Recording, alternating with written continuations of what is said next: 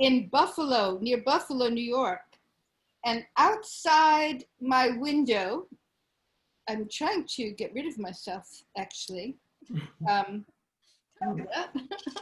now I can't. Okay, let's see if I can. Oh, yes, I can get rid of myself. This is great. That's a real trick. Outside my window is a very broad street called Broadway. And 2 streets away from me, there used to be an enormous tree that the Six Nations called the Council Tree. And they would meet there. And if you traveled along Broadway, it used to be a road that ran right up to the Seneca tribe in Buffalo. Oh. Yeah. Oh. So this is one of the most beautiful stories I have ever heard. And there's lots of different versions of it. But the man I showed you, the chief of the Wolf Clan, told this to a white man in the 1890s. And he said it was such an important story that he was going to tell it to him because, not being an Indian, he wanted to give him a version of the story that was important, that he could understand. And that's the version that I'm telling you. So this story begins before the beginning. And above the sky, there was a world, above world, that was like a floating cloud. And at the center of that world, there was a great tree. At the roots of the tree, there were tobacco plants. But all the leaves and all the fruit and flowers that grew on that tree fed all the beings that lived there. And at the very top, there was an enormous ball of light that illumined that world. And there was an old chief. Barbara, you know this story. There was an old chief and his old wife, and she was pregnant. One night, the chief had a dream. And when he woke up in the morning, he told his wife the dream, and she said she had the same dream. Have you ever had that happen to you? No?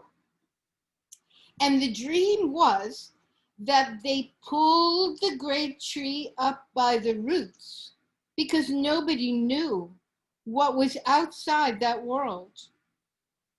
And the chief's wife said, I dreamed that too, and I dreamed that I fell through that hole. So the chief and his wife pulled up that tree by the roots, and it fell over. And then the wife of the chief sat right on the edge of the rim. And the chief, lift up your hands, take your hands, come on, come on, and pushed his wife through the hole. And she grabbed onto the edge, and in her hands were lots of seeds and dirt. And with one hand, she grabbed the roots of the tree, and she had the plants and roots of tobacco in the other hand, and she began to fall and to fall and to fall and to fall through the darkness. And her whole body and clothes were covered in seeds. And there were invisible beings that gave gifts to her in bundles on her back, but she didn't see them. And below, on the surface of the water, there were ducks. And the ducks said, look, there's a new being. A woman is falling from the sky, but there's no place for her to land. So all the animals got together and they made a council and they had a conversation. Turtle, dove down to the bottom of the sea and rose up, and he put his shell on the surface of the water. And the ducks put all their wings together, and they made a net so they could rise up and catch the woman who was falling and bring her gently down to land. But the animal said, well, Turtle's really nice, but his back is so hard. And so one animal after another dove down to get some soil and mud from the bottom of the sea, but they couldn't do it. They couldn't go deep enough. Do you know who went all the way down? Any ideas? What do you think? Yesha, you're muted. Toad. Who? Who? Toad. Toad. Well, Toad. Toad tried, but he couldn't get there. Anybody else?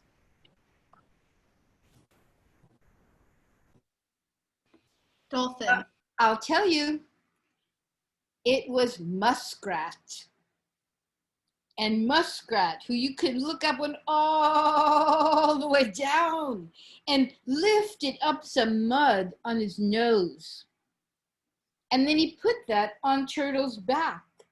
And it spread over the back, and the ducks came, and they set the woman who fell from the sky on the soft earth on Turtle's back.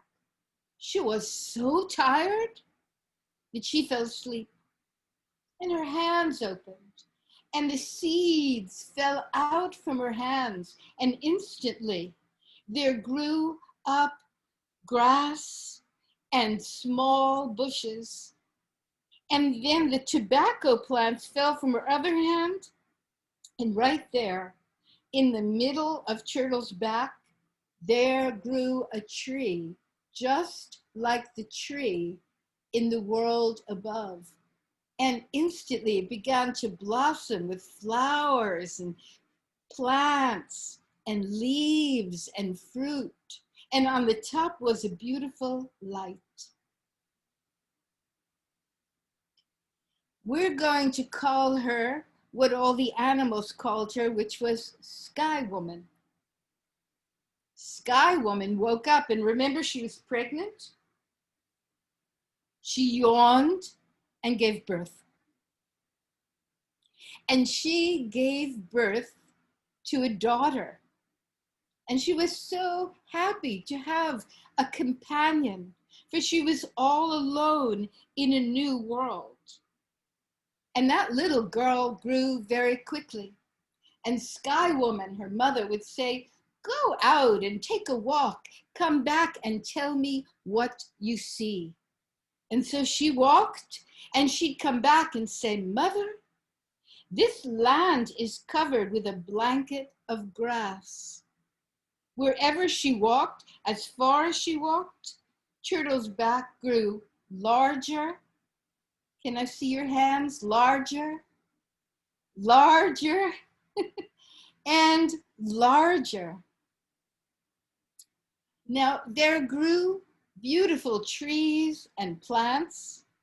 And one day, Sky Woman's daughter saw a thick vine hanging from the branch of a tree, and she caught hold of it and she began swinging. And then she began laughing.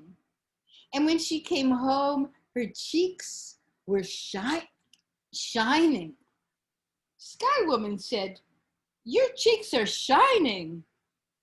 Did you meet somebody? And she said, no, I didn't meet anybody, but I feel like there's somebody very close. And when I'm swinging, that somebody is holding me, and it tickles me, and it makes me laugh, and I feel so good. And Sky Woman said, uh-oh, that somebody is a thunder being, a great spirit. He's now your husband, and soon you will give birth to twins. And you know something? In a few days, Sky Woman's daughter gave birth to a little boy and a brother. The first son that came out was so kind. You could feel how kind he was. But the second brother who came out, oh, he was so annoying. He pushed himself out and began making loud noises immediately. These two children grew up quickly. She named the elder son Good Mind. He liked beautiful things. He liked to help. He liked to see all the things of the earth, and he liked his mother. The second son, she named Bad Mind. He was covered with warts, and he was so naughty. He only liked to speak harsh words and cause trouble. He said, I'm going to do a lot of damage. And that made him really happy. That's why she called him Bad Mind. One day, Bad Mind, who was busy putting thorns on sticks, walked on his mother's body, lifted up a stick with a thorn, and hit her so hard that she died. And Sky Woman cried. And Bad Mind just walked away to cause more trouble. But Good Mind said, oh, mother, grandmother, that is very sad. I will help you make a grave and bury my mother. He dug a hole. He gathered lots of dirt, and they buried Sky Woman's daughter. And then Good Mind cried over the soil. And where her feet had been and her fingers, all kinds of beans started growing. Where her belly was, squash plants started growing. From her heart, right there, tobacco plants were growing. And from her forehead, most beautiful flowers grew. Sky Woman said, this is so difficult. And Good Mind said, grandmother, who is my father? Where is my father? And Sky Woman said, grandson, at the end of this earth, there is a great sea, and beyond it is a mountain. At the top of the mountain, your father lives. It is not easy to get there, but I need to go, said Good Mind. I need to receive powers from my father to help protect this earth. She gave him a wooden flute.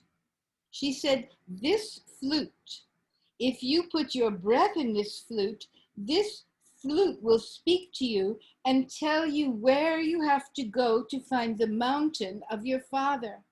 Thank you, mother, he said. And off he went. And you know, he followed the language of the flute that took him to the bottom of the mountain. It was a really tall mountain. He called out and he said, Father, are you up there? I don't see you. Where are you? And a huge voice echoed. And the voice said, if you want to see me, take a piece of this mountain. Pull this piece of mountain up and throw it up to me. Good Mind thought, this is not easy. But he pulled and he pulled. Let me see your hands. And he pulled and he pulled And finally, yes, he got a piece of the mountain and he threw it. And then he said, Father, I still don't see you. So the voice spoke again, and the voice said, I want you to swim up a wild, strong waterfall. Oh, he said, that's not easy. But good mind swam. Let me see your hands. Come on. He swam. He swam. He swam. Oh, he swam. He swam all the way up. And when he got to a ledge, he said, Father, can I see you now? Do you think the father showed himself then? No. He said in his loud voice, can you battle with the wind? And suddenly a great roaring, swirling wind arose, and he found himself nearly thrown off the side of the mountain, and he held himself as strong as he could, and he fought with the wind and then turned and sent the wind away. Father, where are you? And do you think the father showed himself then? No. The voice said, can you stay in the center of a fire? And suddenly, all around him was a blazing fire. He could feel the pain of the heat, the torture of the flames, but he struggled and he turned and threw the fire away from him. And then he crawled up to the top of the mountain. On the top of the mountain was a radiant being, a noble being. Good Mind said, are you my father? And he said, I am your father. You are my son. And you have passed all the tests. And now I will give you powers. So in the future, you can protect the earth and bring happiness to the earth. So he taught him how to use his words like magic so that he could create things in the world. And he gave him 4 bundles, tied them to his back. And in those bundles were all the creatures that would be on the earth. And then he said to him, one day you will create human beings, and you will teach them everything that I will teach you. But you must ask your grandmother to show you how the human beings can survive well on the earth. How did you get here? Said the noble being. And Good Mind said, well, grandmother gave me a flute. And so the being said, now you play the flute and it will show you the way home. And he thanked his father and he followed the words of the flute, which were not words like we know. And he got to the bottom of the mountain, and there was the vast ocean, and he made his way in the right direction in the ocean when suddenly one of those bundles started shaking on his back. And I see you shake, come on, shake as if you have a bundle on your back, and whoop, it split open, and out came all the big mammals of the sea, the seals, the walruses, all the great big whales and sharks and huge fish of the ocean. Good Mind kept going.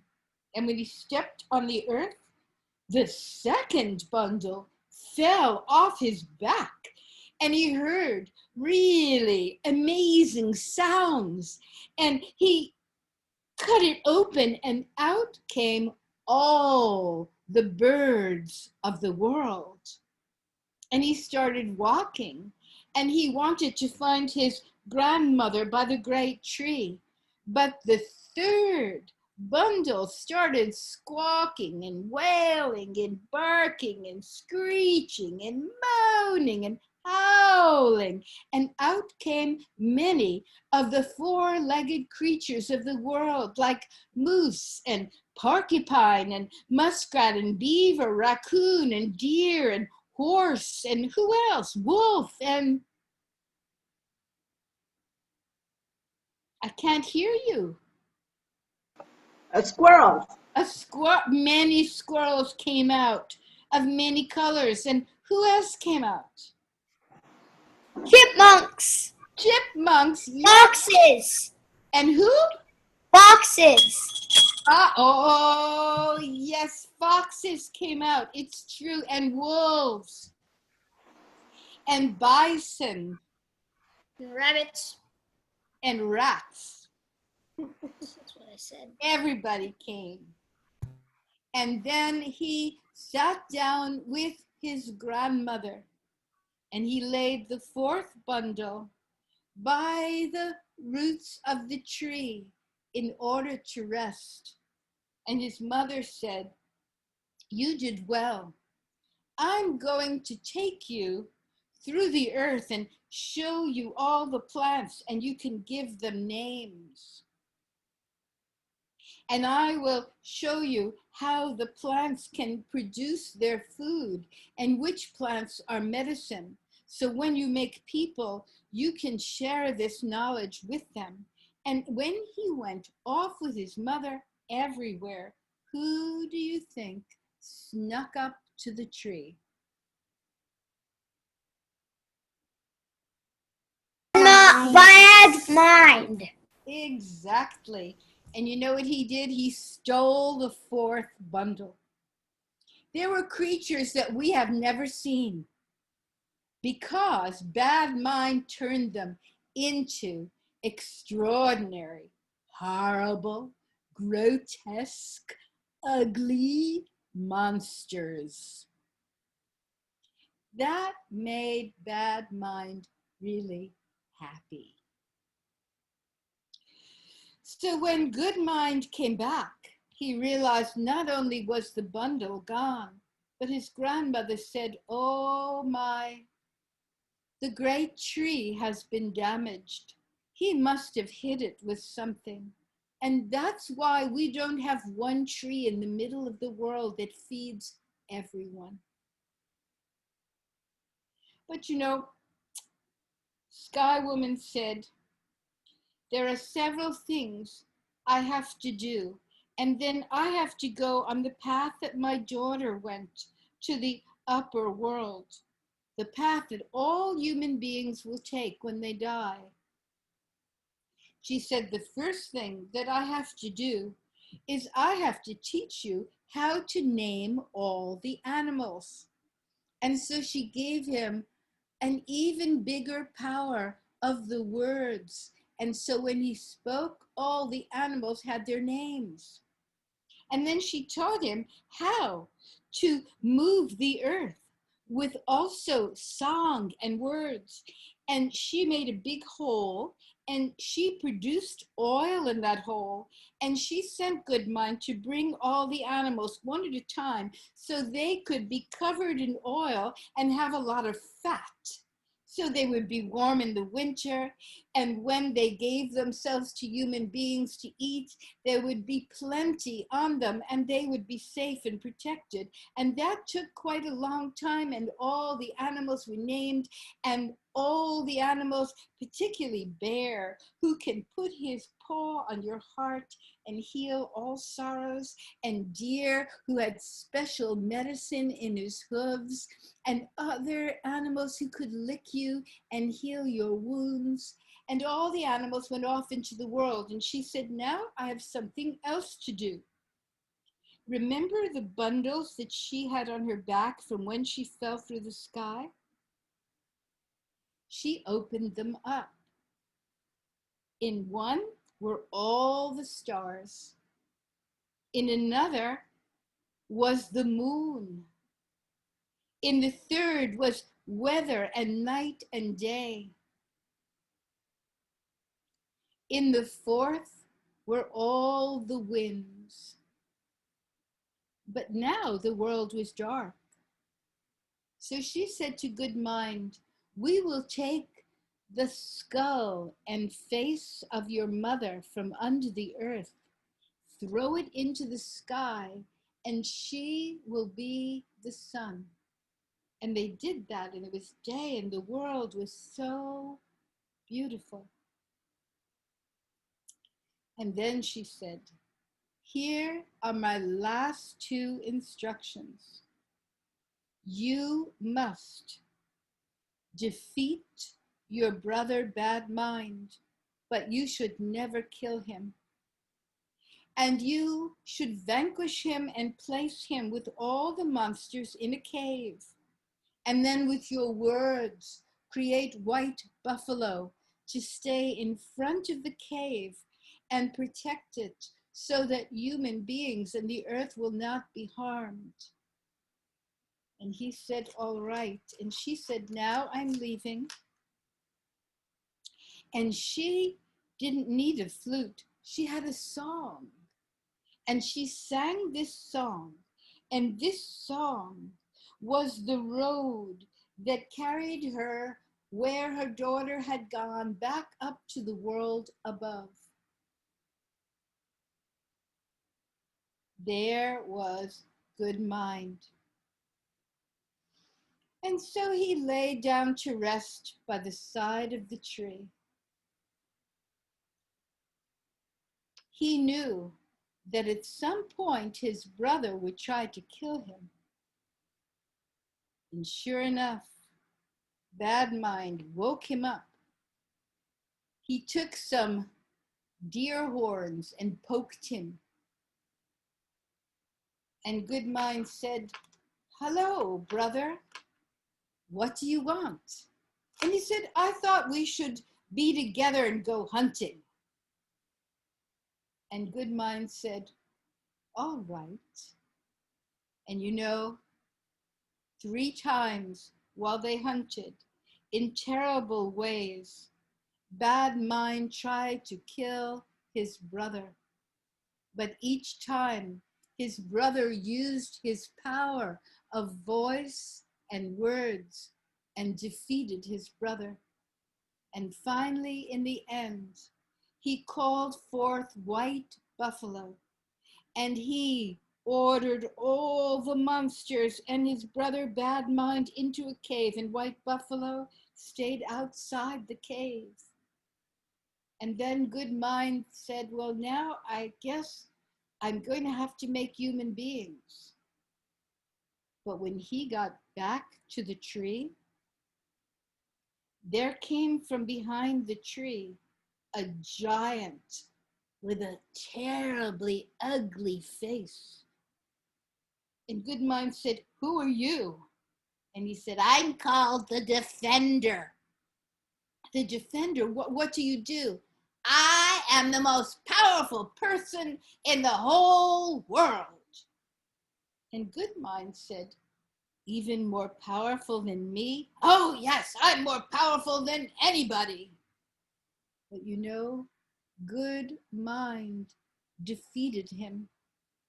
And Defender said, "I think you're more powerful than I am, so I will serve you.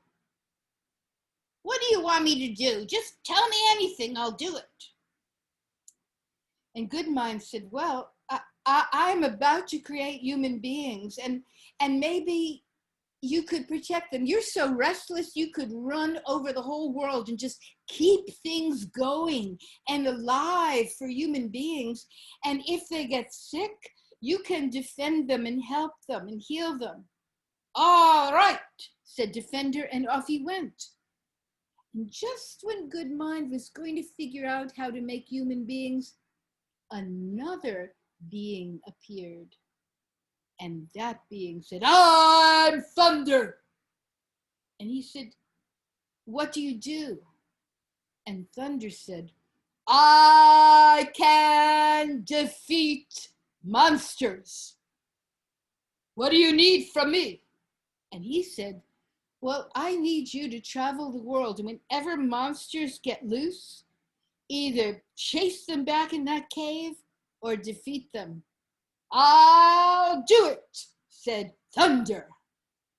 And Thunder, whoo, crashed, bang, loud, left.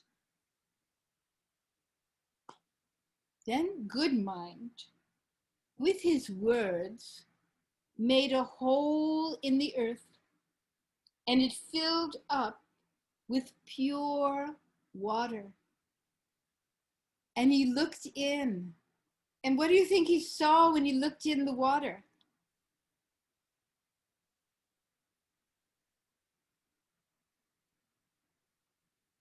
He saw himself. Oh. And he saw his face, and he knew the face of his grandmother and the face of his mother. So he took mud and clay and earth, and he fashioned little human beings like dolls, women and men. And then he spoke to them, and they came alive. And within days, there were a lot of human beings. So he gathered them together, and he said, my job on the earth is done, and I'm leaving this earth to all of you.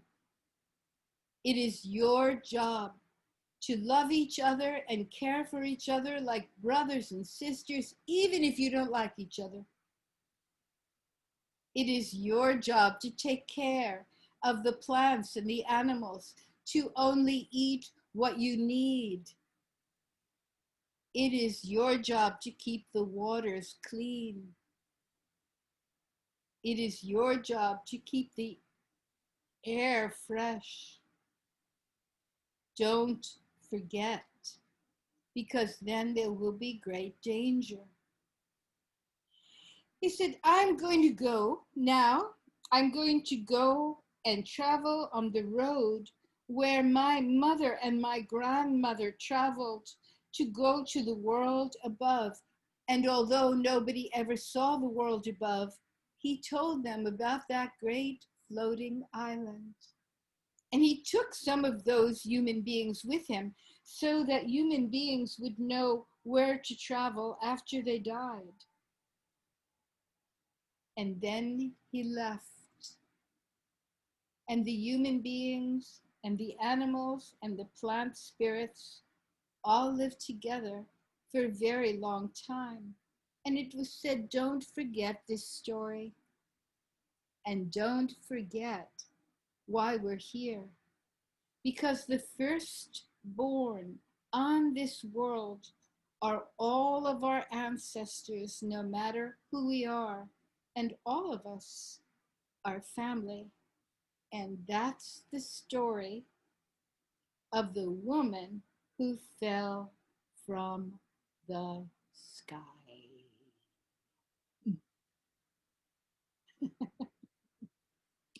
So now I'm wondering what images you liked in that story. You can unmute.